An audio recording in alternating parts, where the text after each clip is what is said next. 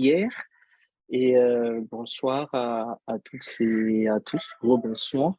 Et je réitère mes vœux pour la nouvelle année qu'on vient d'avoir. Que le Seigneur puisse nous guider, nous éclairer dans tout ce qu'on fait et que la parole de Dieu soit une lampe à nos pieds et que Dieu puisse éclairer aussi tout ce qui est encore sombre dans notre vie, toute forme de tristesse aussi, que Dieu le transforme en joie. Je vous invite encore à la prière. Père éternel, nous voici dans ta présence. Merci Seigneur parce que tu nous accordes encore un moment devant toi pour entendre ta parole. Merci parce que tu es un Dieu qui voit, qui entend nos prières et qui parle aussi à travers ta parole.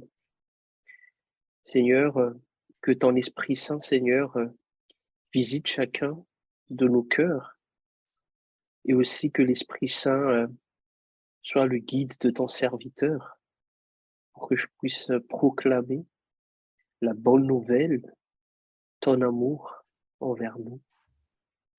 Seigneur, sois auprès de nous. En ton nom, Seigneur Jésus-Christ, nous faisons cette prière.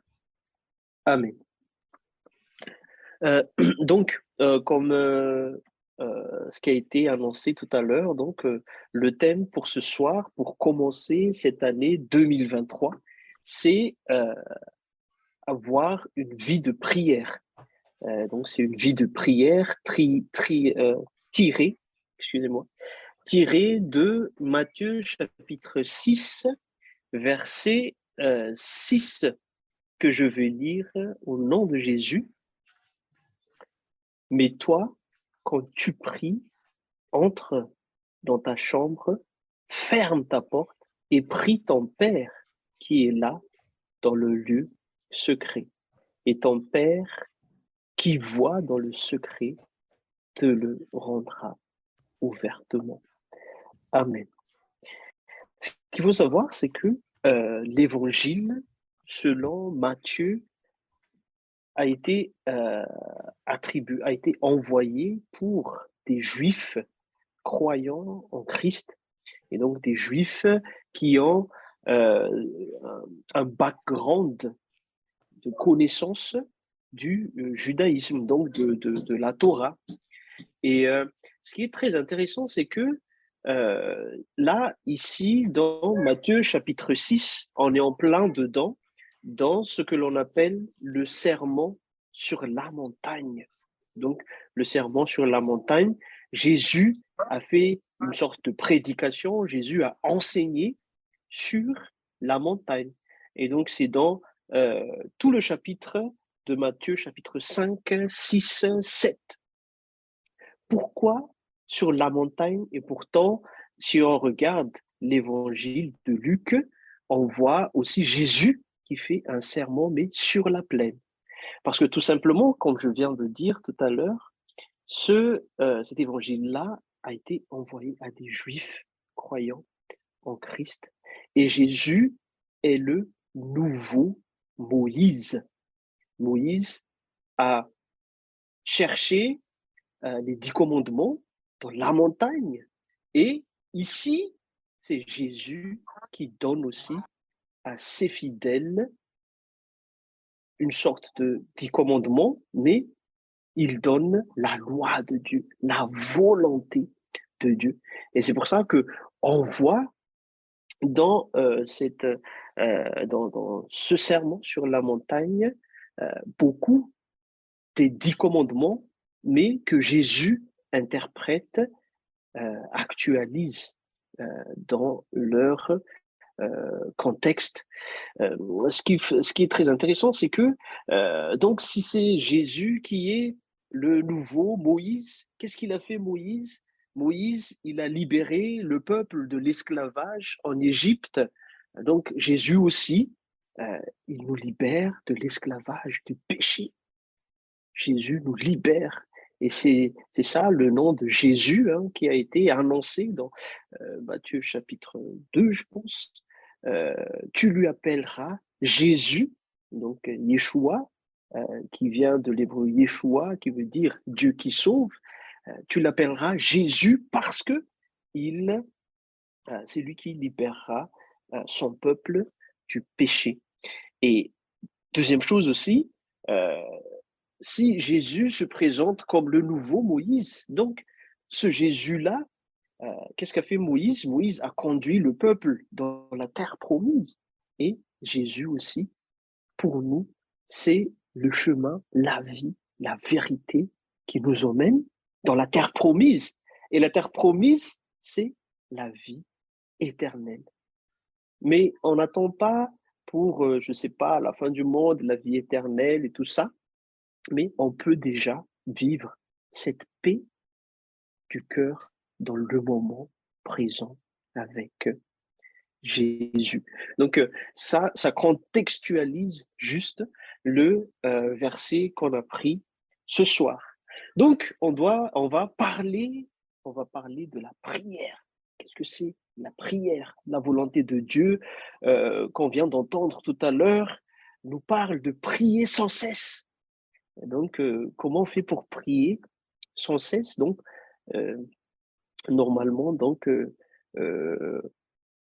on laisse tout tomber, mais on s'agenouille et on prie 24 heures sur 24. Est-ce que c'est ça la compréhension de prier sans cesse? Euh, Peut-être oui, parce qu'il y a des gens qui se sont consacrés, ce sont les moines qui se sont consacrés pour la prière, la méditation de la parole de Dieu. Mais en vrai, la prière dont on parle dans cette volonté de Dieu qu'on a énoncée tout à l'heure, c'est la communion avec Dieu.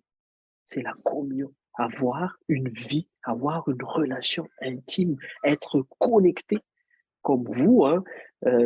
Si vous terminez vos données mobiles, je ne sais pas si c'est illimité pour vous, mais moi j'ai 80 gigas. Donc je partage avec ma femme. Et à un moment donné, parce que je fais beaucoup de choses à l'extérieur et je termine mes données mobiles et j'ai plus de connexion. Et même si, enfin, je n'ai pas un téléphone vraiment très récent, mais un iPhone 12, mais par contre, c'est puissant, mais malgré que c'est puissant, si c'est pas connecté, ça sert à rien. Donc, c'est un peu comme ça. La prière, c'est la communion, être connecté à Dieu par Jésus-Christ. Alors, qu'est-ce que nous propose Matthieu concernant la prière? Si on revient sur le verset en question, le verset de Matthieu chapitre 6, verset 6 commence par « mais toi ». Donc, forcément, il doit dire quelque chose avant qui est un contre-exemple, mais à partir du verset 6, Jésus dit « mais toi ». Donc, il s'adresse à toi et moi. Qu'est-ce qu'il dit auparavant? Donc, il parle des pharisiens. Quand ils prient, ils se font voir et ils font l'hypocrite. Et dans Matthieu chapitre 23, quand vous commencez la lecture à partir du verset 23, on voit Jésus qui dénonce l'hypocrisie des pharisiens et des scribes.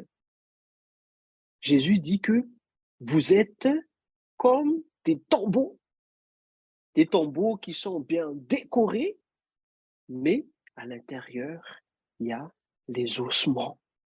Donc, il y a les ténèbres. Et pourquoi Jésus compare les pharisiens à ceux-là? Parce que les pharisiens, donc, c'est ceux qui interprètent la loi. Ce sont des savants de la loi de Dieu et qui montrent à tout le monde qu'ils observent la loi et qu'ils font des rituels et qui montrent à tout le monde que moi, je prie bien, je suis avec le vêtement de prière et tout ça. Et pourtant, leur vie ne reflète pas l'amour de Dieu. Et c'est un piège qui pourrait nous arriver aussi quand on manque de prière, quand on manque de connexion avec Dieu.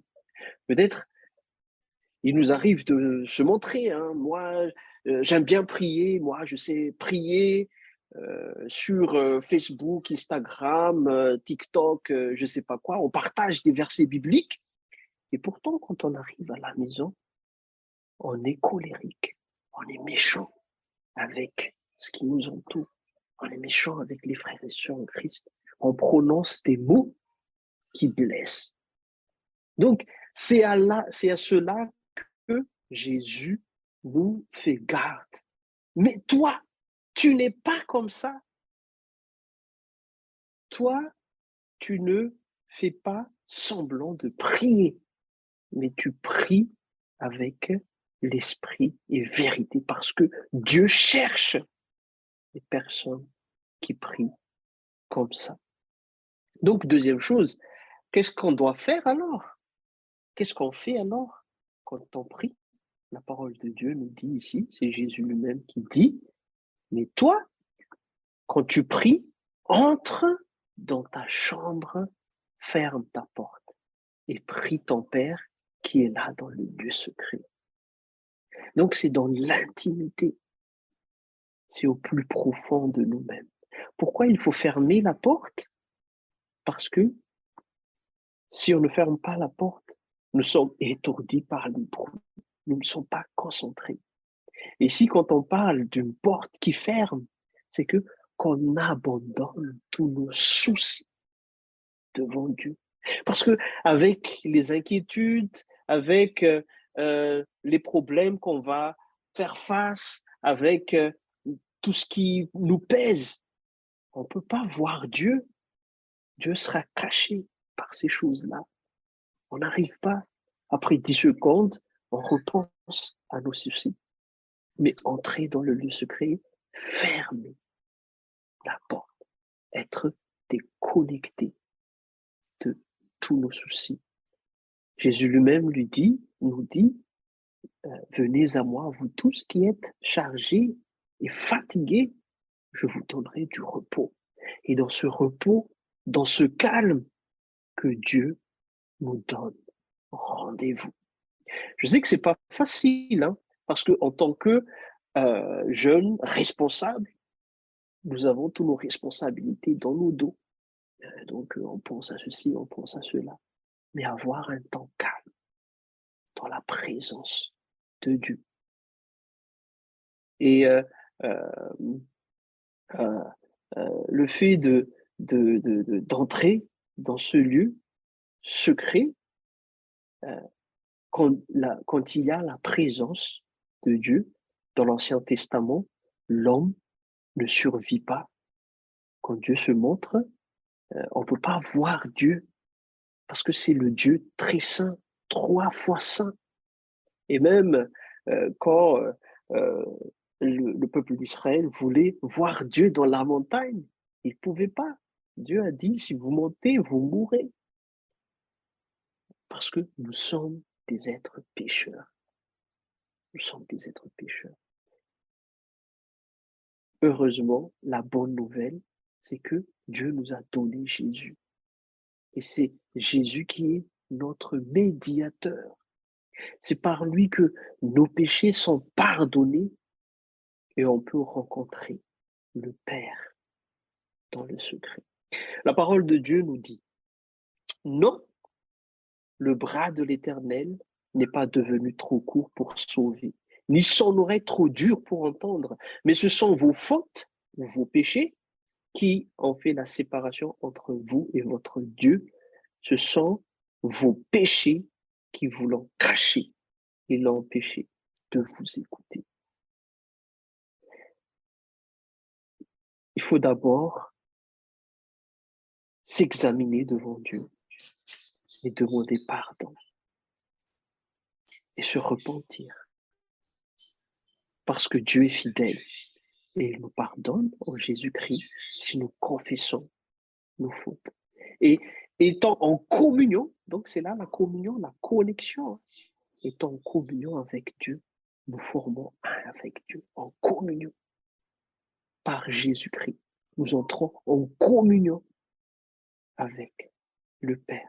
C'est là qu'il peut nous écouter. C'est là qu'il peut nous entendre. C'est là qu'il peut agir. Peut-être dans notre situation, il y a des choses qu'on a portées en prière pendant des années. Peut-être nous sommes en pleine lutte face à quelque chose. Non, le bras de l'Éternel n'est pas devenu trop court pour sauver. Il a toujours sauvé dans le passé. Il peut encore, et il veut entendre aussi nos prières. Mais devant Dieu et confesser nos fautes, demander pardon à Jésus. Et quand on entre justement en communion avec Dieu, dans ce lieu secret, la parole de Dieu nous dit, votre force est dans le calme et la confiance. Dans le calme, on peut porter notre cause devant Dieu. Et qu'est-ce qu'il dit dans le lieu secret? Enfin, tu fermes ta chambre, tu pries ton Père dans le secret. Et troisième chose, et ton Père qui voit dans le lieu secret te le rendra ouvertement. Et ici, ce qui est très intéressant, c'est que Dieu est le Père. Donc, le papa sait ce qui est bien pour ses enfants. Le papa protège ses enfants. Le papa se soucie de ce qui est bien pour ses enfants. Là, Jésus ne parle plus de Dieu, mais de ton Père, de ton papa. Ton papa te voit dans le lieu secret, dans l'intimité. Et ton papa, justement, exauce tes prières ouvertement. Dans Jean, chapitre 15, verset 7, Jésus dit, « Si vous demeurez en moi et que mes paroles demeurent en vous, vous demandez ce que vous voudrez et cela vous sera accordé. » Vivre la parole de Dieu. C'est ça la prière. Être en permanence en connexion avec Dieu, en Jésus-Christ, Jésus-Christ qui est la parole qui s'est faite chair. Vivre la parole de Dieu. Être dans l'obéissance de la parole de Dieu. C'est la volonté de Dieu. Et après, on demande. On demande parce que nous avons tous besoin de quelque chose. Et on porte en prière ces choses-là. Mais si notre prière est bien formulée, motivée par la parole de Dieu, dans 1 Jean chapitre 5 verset 14, il est dit, nous avons auprès de lui cette assurance, si nous demandons quelque chose conformément à sa volonté, il nous écoute. Qu'est-ce que ça veut dire? Si la parole de Dieu demeure en nous, c'est évident que nous demandons des choses qui sont en, en, en cohérence avec la volonté de Dieu. Et il nous écoute, il nous exauce. C'est ça notre assurance. Donc, ce sont je dirais pas les armes, mais les outils spirituels que je veux vous faire en cadeau. Désolé, j'ai pas 100 000 euros à vous partager entre jeunes ou j'ai pas de MacBook Pro pour vous distribuer, mais ces outils spirituels pour affronter cette année 2023. Donc, la communion avec le Père en Jésus-Christ dans le lieu secret. Avoir toujours, en tout temps, un moment d'entrer dans ce calme avec Dieu, de déposer nos fardeaux, d'écouter la parole de Dieu et de donner, d'exprimer nos besoins. Et aussi que Jésus vous donne la paix du cœur en étant connecté avec lui à chaque fois.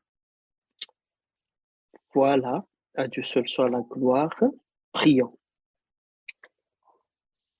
Père éternel, nous te remercions parce que, une fois encore, tu nous as montré que tu nous aimes et tu veux nous rencontrer dans le lieu secret.